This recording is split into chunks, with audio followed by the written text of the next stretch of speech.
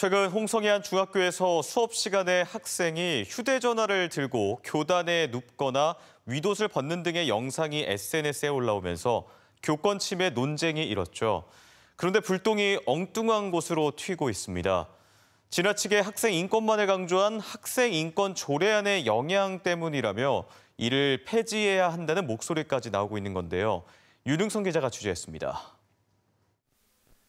교사가 수업을 진행 중인 바로 옆 교단에 누워 휴대전화를 만지고 또 다른 학생은 윗옷을 벗고 수업을 듣습니다. 지난주 해당 영상들이 SNS에 퍼진 뒤 교권 침해 논란이 일었고 해당 학교에서는 결국 교권보호위원회를 열기로 했습니다. 그런데 불똥은 다시 2년 전 제정된 충남도의 학생인권 조례로 튀었습니다. 지나치게 학생의 인권만을 강조한 충남도 학생인권 조례가 교권을 약화시켰다는 문제 제기가 이어졌기 때문입니다. 지난 도의회에서도 학생인권 조례 개정 필요성을 언급했던 박정식 의원은 이번 사건을 계기로 조례안 폐지를 적극 추진하겠다는 입장을 밝혔습니다. 저도 이제 홍성 사건이 발생되기 전에는 개정적으로 좀 생각을 하고 있었는데 거의 한 90% 수정은 해야 돼요. 그러는 차라리 폐지를 해서.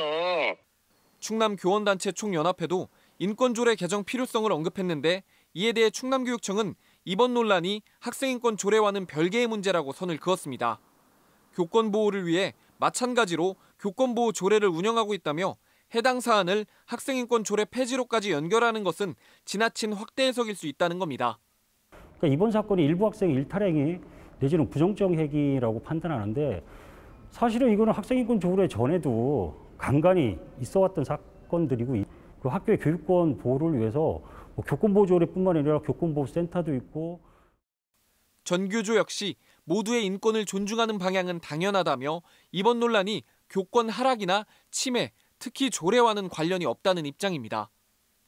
하지만 최근 학생인권 조례가 반교육적이라는 이유로 주민 발의로 폐지가 청구됐고 도의회 과반을 넘는 국민의힘 의원들이 조례 폐지나 개정에 힘을 보태고 있어 학생인권 조례를 둘러싼 논란이 재점화할 조짐을 보이고 있습니다.